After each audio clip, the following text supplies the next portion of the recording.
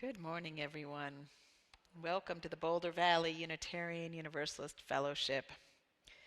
On this most springy of spring days today, my goodness, I am the Reverend Lydia Ferrante Roseberry. I use she, her pronouns, and I'm joined today by Service Associate Karen Griglak. Tad Corrieth and Daniel Field are providing music, and you saw Emily Corrieth made a virtual appearance with us today. I was just here last night, so our tech team today is Deborah Dixon-Mensch, Boone Kowalchuk, and Kathy Partridge on Zoom. Hello, Kathy, and hello, Zoomies. And Kathy also hosted our congregational meeting yesterday, so thank you, Kathy. And many of us were also here last night participating in or leading that meeting. I invite you now to settle into the feeling of connection and belonging as I say our welcome words today. You are all welcome here today. In all the beauty of languages, cultures, skin tones, shapes and sizes, gifts and challenges that come together in your uniqueness, you are welcome here. In all the ways that you experience and express gender, you are welcome here. With all the traditions that inform your spiritual life, you are welcome here. No matter how long you're away, no how soon until you return, you are welcome here. You are invited to join us with an open mind, a loving heart, and willing hands. We welcome you today. As a congregation, we commit ourselves to being a center for spiritual exploration and justice-making, and to anti-racism and anti-oppression work beginning within our own hearts and also within and beyond the walls of this congregation. If you are new here, we're really glad you found us and hope that even if you're here on Zoom, you can experience the warmth and the welcome of this congregation. Each Sunday is different here, so come back a few times to really get to know us. And if you're here in person, come on up and say hello after the service, because I love to meet some of our newcomers. Those on Zooms can check out the links in the chat to help you get connected. And if you're in person, you can stop by the welcome table after the service and they will help you get connected. Or you can talk to anybody with an Ask Me ribbon on their name tag. Everyone's welcome to stay for coffee hour, whether it's on Zoom or in Fellowship Hall following the service. We are COVID minded community minded when it comes to COVID, and COVID minded all the time. So in order to be inclusive of our immunocompromised or vulnerable populations, we offer occasional mask required services, and today is one of those services. We ask that you keep your masks on while in the sanctuary, even while singing. And as a reminder, any service participant who is not wearing a mask tested negative for COVID this morning. If you're joining us on Zoom, feel free to greet each other in the chat, and especially let people know if you're new so people can greet you back. And those of us here in the sanctuary, just say hello to someone near you to start our morning.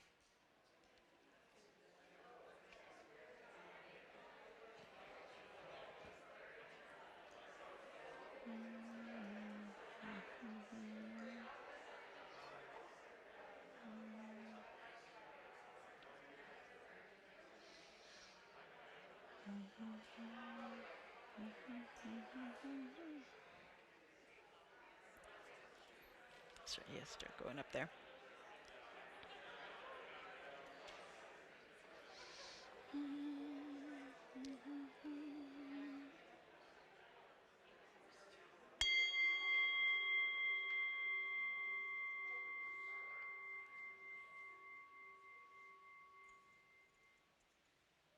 Please say our chalice lighting words along with me. We light this chalice for the warmth of love, the light of truth, and the energy of action.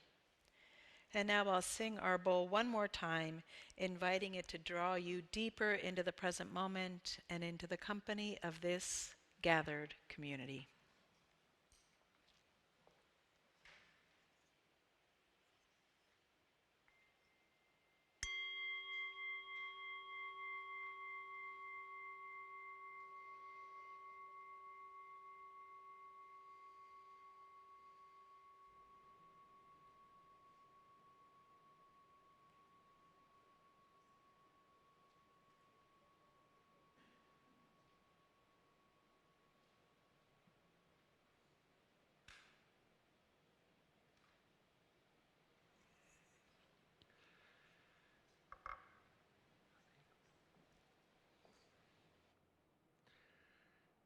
This morning, we will be singing, or I will be singing for you, Du bist wie eine Blume. And this was written by Robert Schumann, but I thought the words were very apt for today. The translation is thus: You are like a flower, so charming and lovely and pure. I look upon you and sadness creeps into my heart. To me, it is as if my hand should lay upon your head, praying that God keep you so pure and lovely and charming. So as we're bringing all of our flowers to the altar today, each one of the flowers represents who we are as a person. So I thought it was just so beautiful. We each are one of these flowers, so pure and lovely. So I invite you to reflect on that today.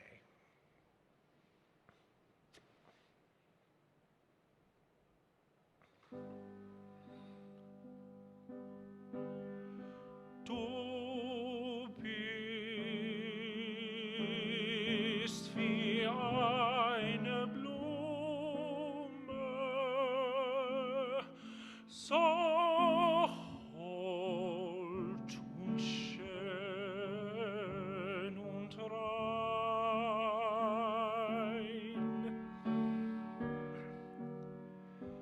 Ich schau dich an und Wehmut schleicht mir ins Herz hinein.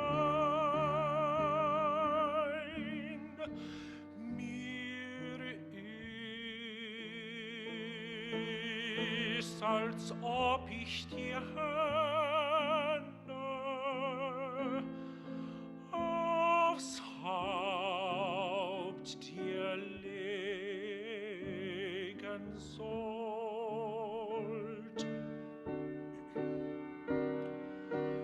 Betend, dass Gott dich erhalte,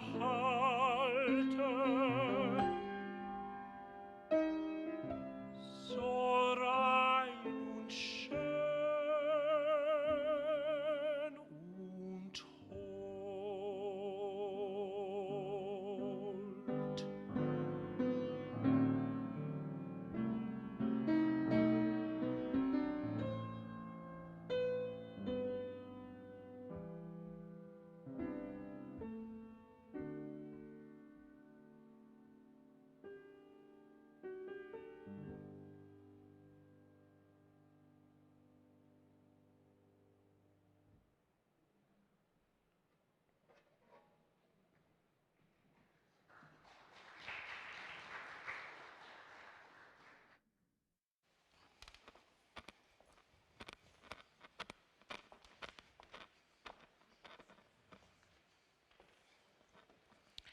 A Conversation Amongst the Flowers by Reverend Kate Wilkinson. One day, two little girls stood side by side looking at a garden which was in full bloom. "Isn't it pretty?" said the first little girl, "with all the different colors?" "I don't see color," said the second little girl, for this is what her parents had taught her to say. This started up quite a conversation amongst the flowers, who spoke their own quiet language to each other. "That makes me want to cry," said the bleeding heart, who was so full of feeling on the best of days. "You always want to cry," said the iris, who was always self-possessed, never shedding petals here and there like the apple blossoms, which grew above her. "But it's so sad," said the bleeding heart, "not to see color." "Don't worry," said the flag, upright and direct as always. "They're just pretending anyway when they say that." "But why would they pretend such a thing?" asked the peony indignantly. "It would be such a shame not to see my beautiful magenta layers." Of all the flowers in the garden, she was the most showy. "Because they were taught the wrong thing about this country when they got here," said the flag, who often spoke about the country's founding. "They were told this place was a melting pot and that everyone should become the same." The sweetgrass, who'd been there long before, swayed gently in the breeze and said, "They don't understand that this land is a garden, that each of us adds beauty with our own different colors and shapes and sizes." "Well, I certainly do," said the peony, ever confident. "They forget," said the lupine, "that we bloom in our own way and in different seasons just to make the world more beautiful." But will they remember?" asked the nervous forget-me-not, always preoccupied with the questions of legacy. "That's why we're here," remarked the daisy, who, though humble, knew the power of a simple gesture, having once been placed in the barrel of a gun to proclaim peace. "That's why we're here, to remind them."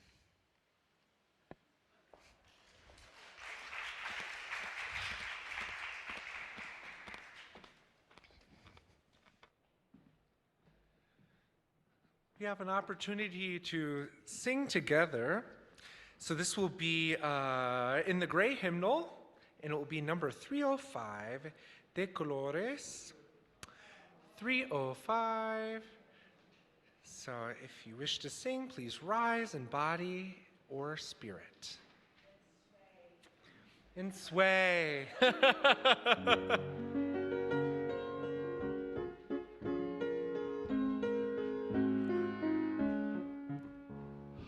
All the colors, yes, the colors we see in the springtime with all of its flowers.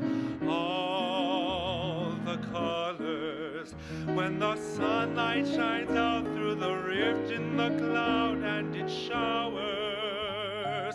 All the colors, as a rainbow appears when a storm cloud is touched by the sun.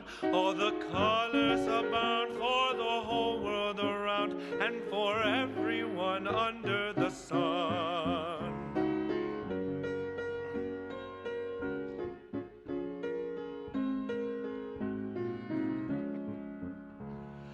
All the colors, yes, the colors of people parading on by with their banners. All the colors, yes, the colors of pennants and streamers and plumes and bandanas. All the colors, yes, the colors of people now taking their place in the sun. All the colors abound for the whole world around and for everyone under the sun.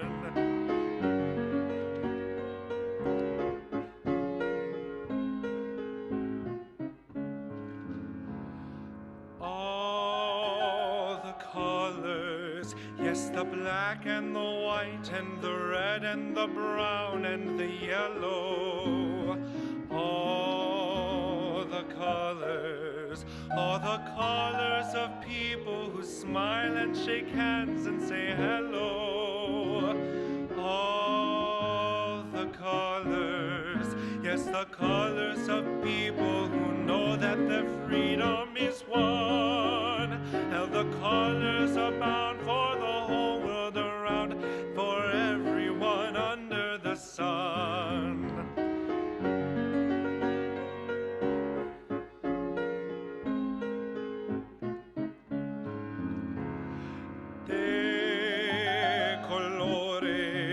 De colores se visten los campos en la primavera. De colores son los pajaritos que vienen de afuera.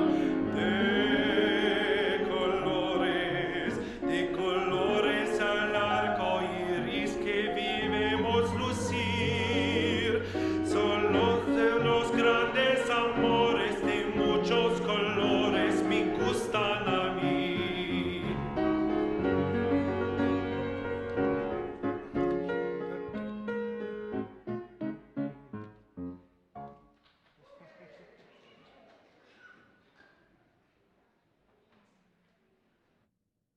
You will?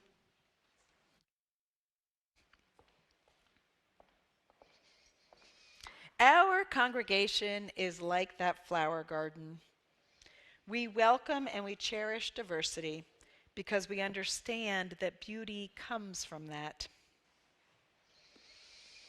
Today is our flower ceremony. It's an annual ritual in many Unitarian Universalist congregations.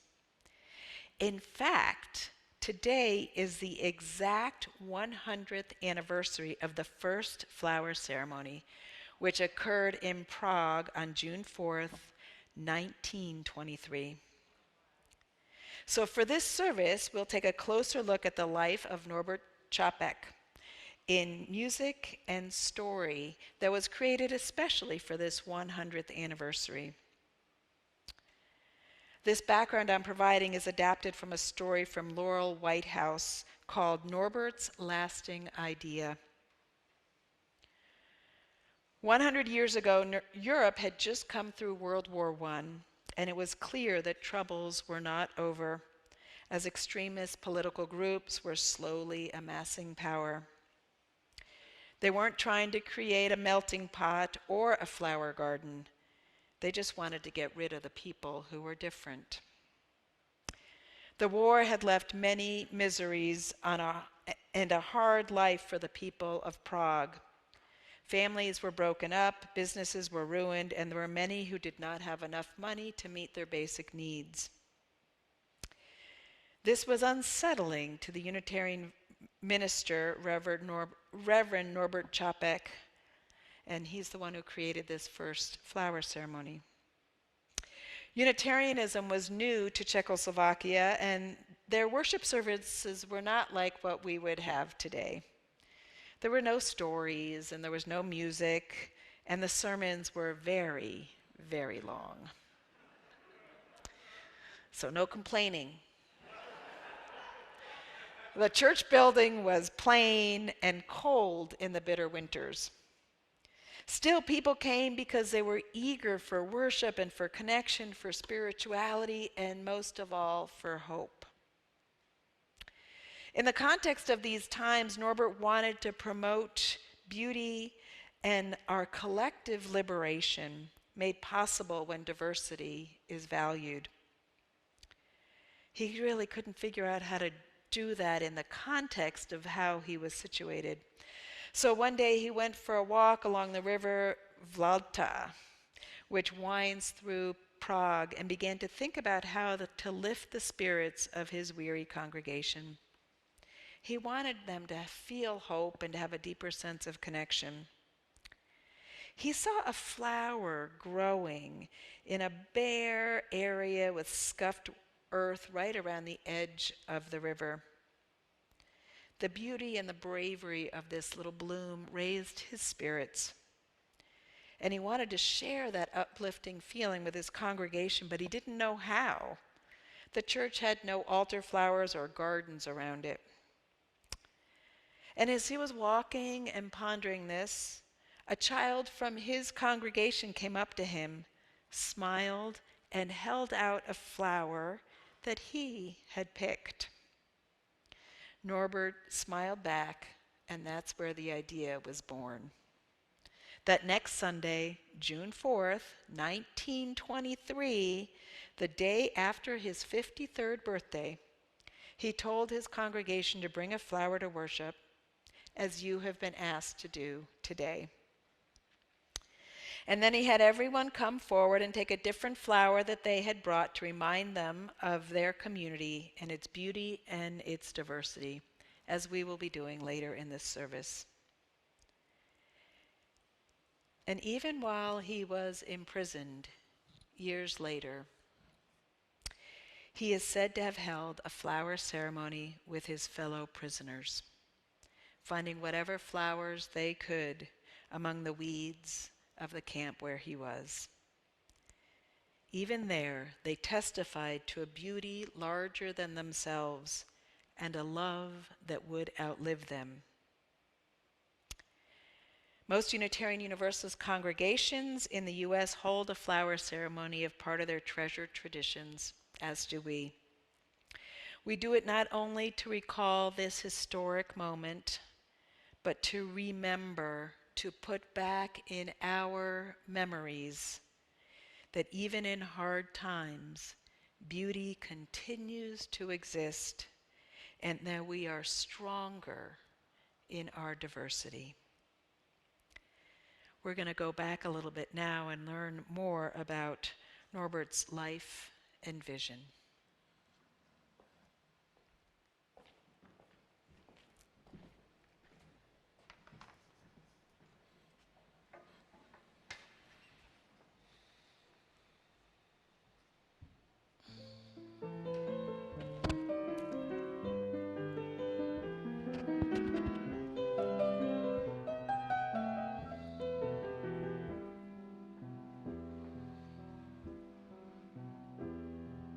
I love the candles, the incense, the rituals. As an altar boy, love to play my part. The mysteries of religion, my passion. Love of learning was deep in my heart. But as I learned, I questioned The priests were not the saints I expected. Rome came to Slavic lands unbidden. There was much they taught I rejected. Something didn't feel right in my head or in my heart. I knew that reason and love are the only place to start.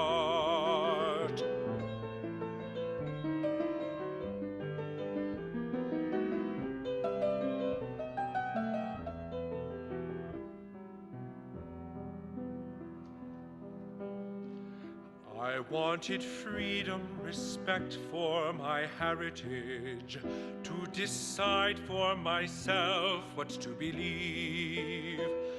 The Catholic Church shut down questions, so I knew it was time to leave. The brethren my father embraced believed in a religion of deeds, reform and peaceful resistance to intolerant, rigid creeds. Something didn't feel right in my head or in my heart. I knew that reason and love are the only place to start.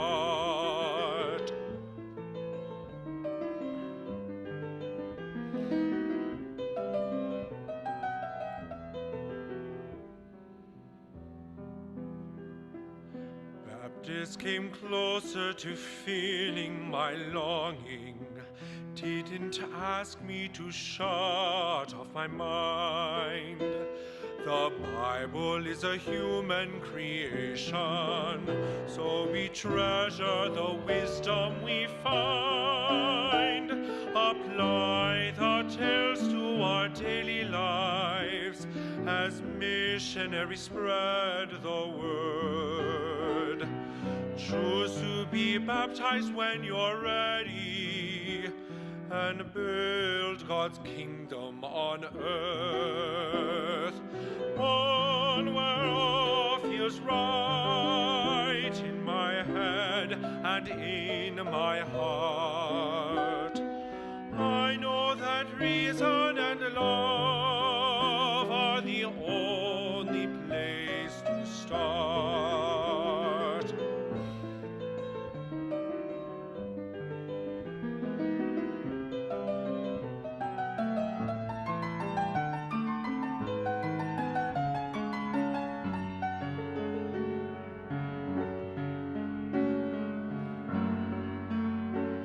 We need a new kind of religion based on freedom and love and reason, grounded in a history not imposed, free from Rome and free for Jesus.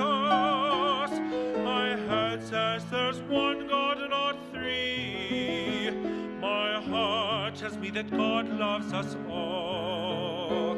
My soul grounds me in my native country, so I'll build a new church on our soil. One where all feels right in my head and in my heart. I know that reason and love are the only place to start.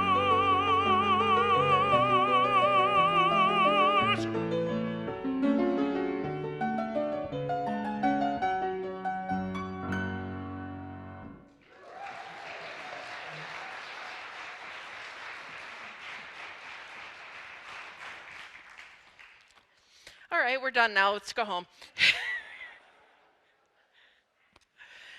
So as you just heard, Norbert Chopik went from Catholic to Baptist, and fun fact, part-time tailor, to evangelical Baptist, and from Bohemia to Saxony Morovia, New York City, New Jersey, and dozens of places in between, all leading to the year 1919, when Norbert Chopik left his Baptist ministry for reasons he described as social, financial, national, political, and personal. In his diary, he concluded, "I cannot be a Baptist anymore, even in compromise. The fire of new desires, new worlds, is burning inside of me." Chopik and his wife Maya joined the Unitarian Church in Orange, New Jersey, of all places, in January of 1921. He was led there by his children's enthusiasm for the church's religious education. Sound familiar to some of you? Later that year, Chopik returned to Czechoslovakia, and within 20 years, he and his family had helped to build a national religious movement. In fact, the Unitarian Church in Prague, with its 3,200 members, was the largest Unitarian congregation in the world, and some 8,000 Czechs considered themselves to be Unitarian. If you do the math, 1921 to 20 years later is 1941. And it garnered the wrong kind of attention in 1941, so much so that Norbert Chopik and his daughter were arrested by the Gestapo on March 28, 1941. Norbert, unfortunately, eventually ended up in Dachau, where he did hold a flower ceremony from the weeds at camp. And on October 12th of 1942, he was shipped and arrived to Hartham Castle near Linz, Austria, where that day he died of poison gas. Chopik wrote over 90 hymns in his lifetime, and we are going to sing one of them that he wrote while he was in Dachau. So if you would please get your gray hymnals out and open to number 28. It's called "View the Starry Realm," and that's hymn number 28. Please rise in either body or in spirit, and let us sing together.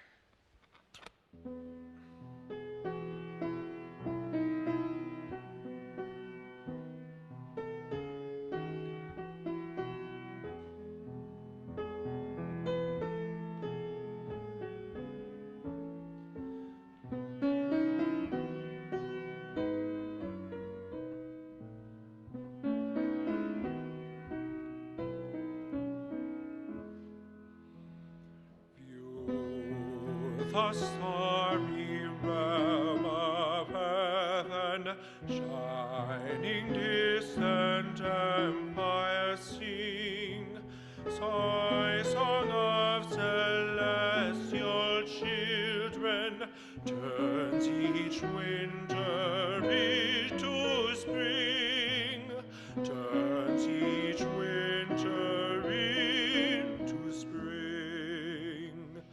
Great you are beyond conception, God of gods and gods of stars. My soul soars with your perception. I escape from prison bars. I escape from prison bars. You, the one within, all forming in my heart and mind and breath. You, my soul soars with, is forming courage in both life and death. Courage in both life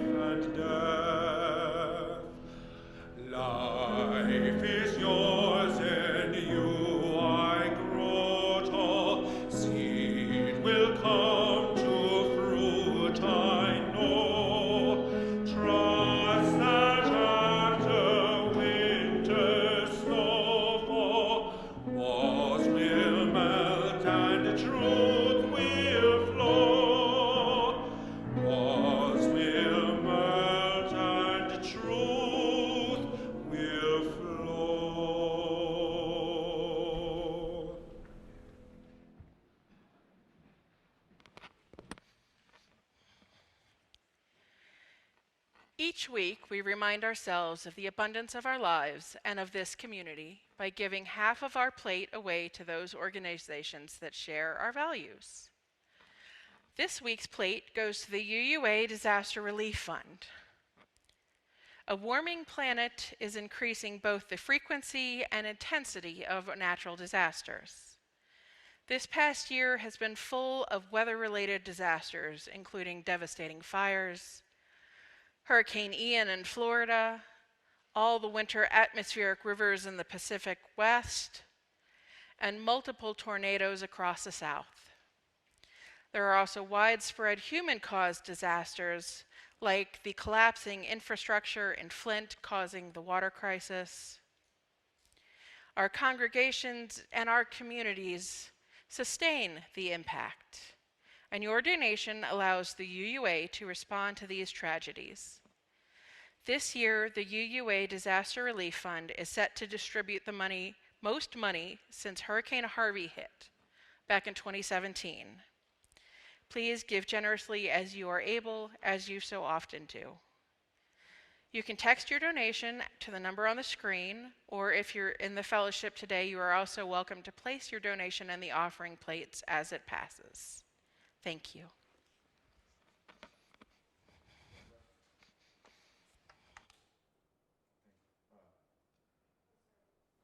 Sorry, thank you.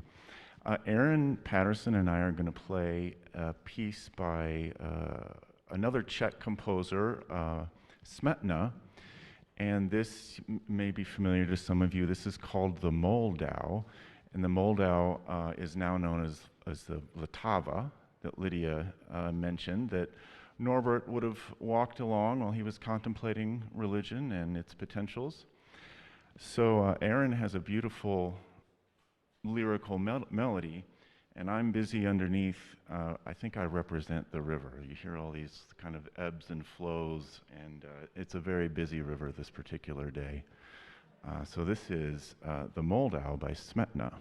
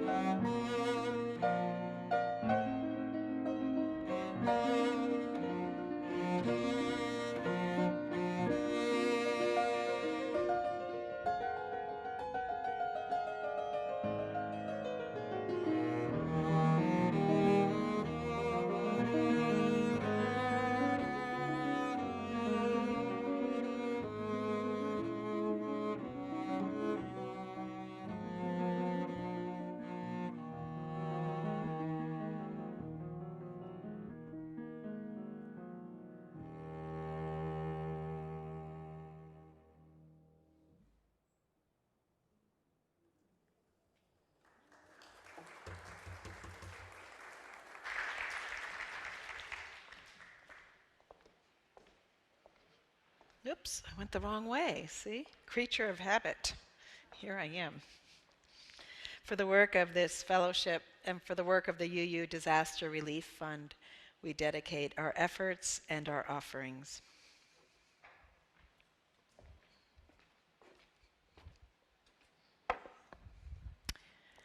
And now we will begin our flower ceremony with the flowers coming in. Come on in, everybody.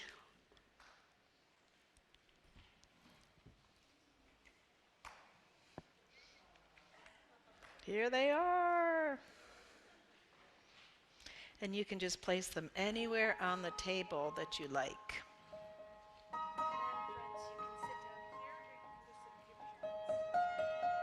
Thank you.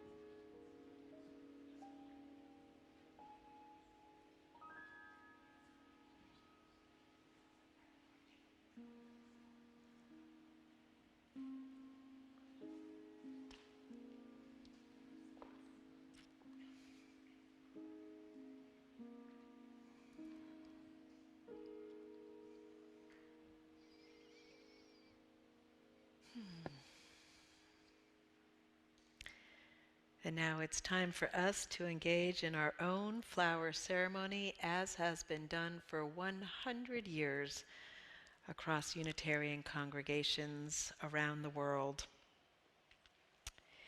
Everyone is invited to come forward at this time. Even if you didn't bring a flower yourself, there's plenty of flowers. We offer flowers for newcomers and for anybody who may have forgotten theirs.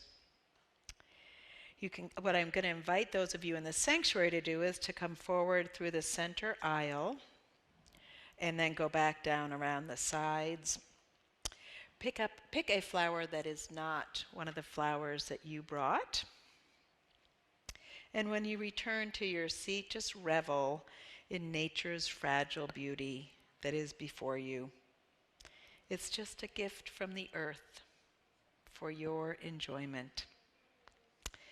Zoomies, if you happen to have a flower near you, please gaze into it, allowing its beauty to speak to you.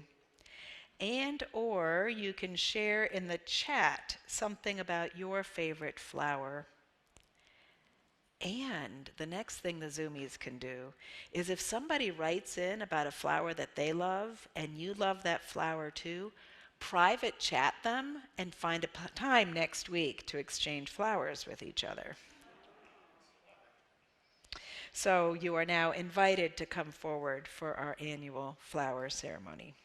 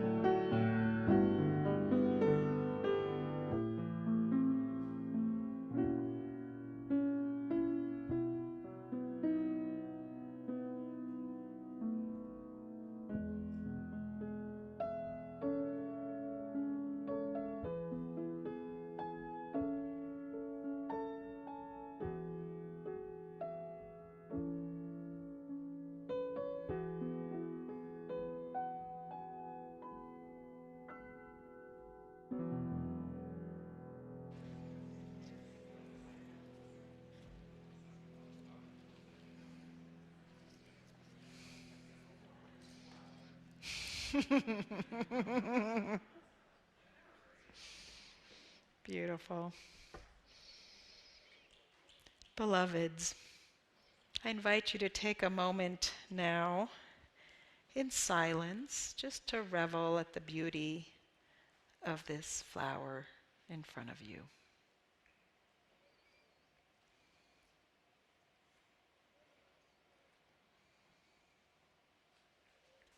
There will be no other flower in the world ever like this one. In the same way that there will be no other human in the world ever like you. We were meant to bloom. We were meant to bring our beautiful colors and diversity into the world. Let us do that because the world needs our beauty. And let us remember that even in the midst of the most challenging times, there are flowers that grow in the rubble of Kyiv. There are flowers near the train wreckage in India. And there are flowers in our most racist, homophobic, and transphobic states in this country. Let us remember that all new love blossoms, that new love can blossom in the midst of disasters, and that the human heart is capable of extraordinary acts of courage. Let us take the story of Norbert Čapek into our hearts today. Let us be inspired to action by his courage, by his love of beauty and diversity, and let us work as he did for the liberation of all. And finally, let us live in gratitude for all that is so delightful in this life. From flowers to friends, from sunshine to snowflakes, from ice cream to iguanas. May it be so. Blessed be.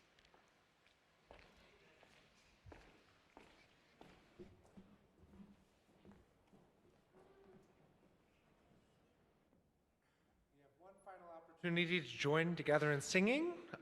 This is in the Gray Hymnal again, and it's hymn number 21, For the Beauty of the Earth. Yeah, old favorite, classic. So hymn number 21 in the Gray Hymnal. Please rise and body your spirit as able.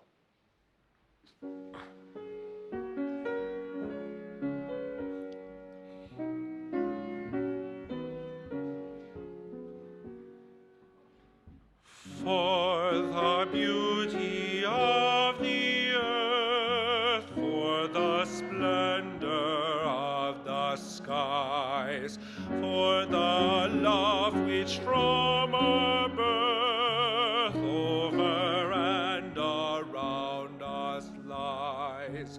Source of all, to thee we raise this our hymn of grateful praise. For the joy of ear and eye, for the heart and mind's delight, for the mystic harmony, linking sense to sound and sight. Source of all, to thee we raise this our hymn of grateful praise. For the wonder of each hour of the day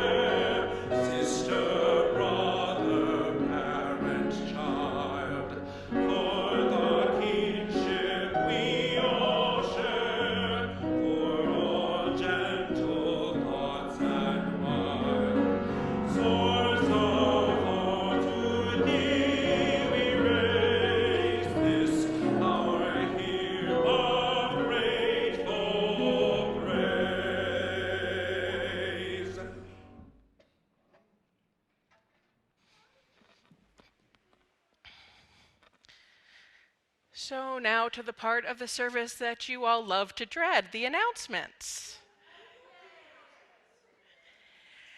So we are still looking for a few more service associates for the coming up church year. Those applications are due by June 12th, so just a few days. You are welcome to talk to me or to Reverend Lydia about it after the service. I'm going to let you in on a little secret. You don't have to know what you are doing to apply. You just have to come with willing heart and hands, and we will teach you the rest. And to be honest, I may look like I know what I'm doing when I'm up here, but I don't. Not really. But I have learned so much, and it has been so fulfilling to learn new things, to bring it to you, to hear the life experiences of those who also come up here and do it. You really don't need to know what you're doing. You just have to want to try. So why don't you give it a chance? We all do better when we all do better. So let's all put our time in and just try to do better. Learn new things. And just pretend like you know what you're doing and everybody will believe you.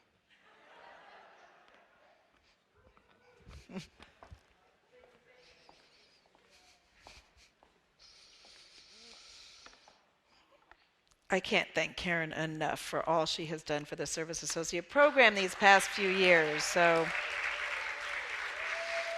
I'm watching Clara with her hands up and thinking it was a holding up during the challenges we've had with worship. So Karen, oh my goodness.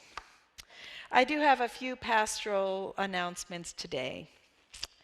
I wanted to let you know that through conversation, our Director of Lifespan Faith Formation, Jessica Lakeman, and the fellowship leadership have agreed that her position is no longer a good fit and that her time at the fellowship will be ending on June 12th. Now, Jessica has contributed so much to our religious education program in these past 4 years. And it's been a time of great transition, as I just mentioned, and we are very, very grateful for everything she's done. She has been offered a severance in accordance with UUA guidelines as well. If you have questions or would like to support our religious education program going forward, please do see me or Marianne Lawler, who's over there, or Lisa Holmberg, who may be in the back. I thought I saw Lisa today. She's here. She's in the back. They are the co-chairs of the Lifespan Faith Formation Council. And over the next couple weeks, we will be finding ways to celebrate Jessica's time with us. Please stay tuned for details. And I certainly wish her well in all of her next endeavors and hope you will take some time to reflect that to her as well.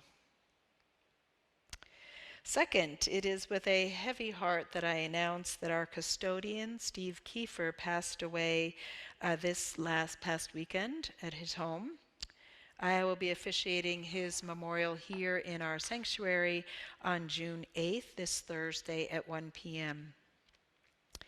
If you would like to support our efforts to keep the building clean while we are searching for a new custodian, you can contact David Burrows. David's over there. He's our building coordinator. So in addition to the shock and the grief to the staff, we now have people saying, who's going to change the toilet paper rolls and take out the recycling? And so there is still a lot of work that he did that we need to be picking up right now. And finally, we had another loss this week. Longtime member Carrie Maldy passed away peacefully in her home, surrounded by her family on June 2nd. Carrie joined the fellowship in 1980 and was very active for many years.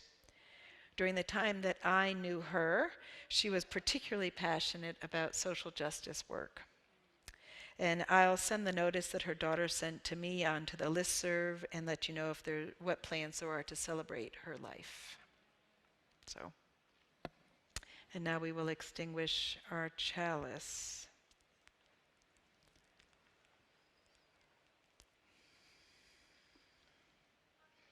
we extinguish this chalice, but not the warmth of love, the light of truth, or the energy of action. These we carry in our hearts until we meet again.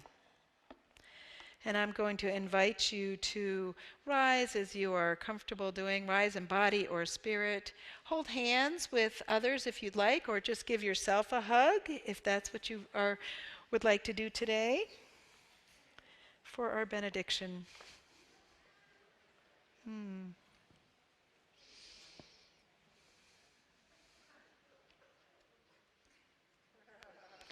Beloveds,